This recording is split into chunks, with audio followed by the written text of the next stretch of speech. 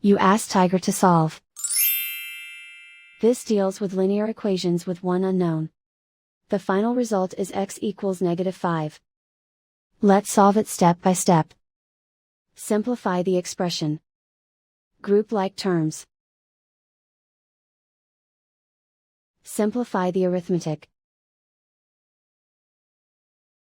Group all constants on the right side of the equation. Subtract 90 from both sides. Simplify the arithmetic.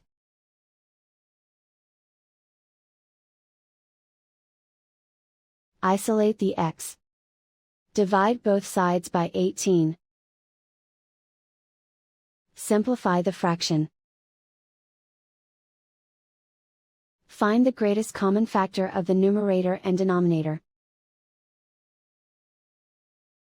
Factor out and cancel the greatest common factor. And so the final result is x equals -5.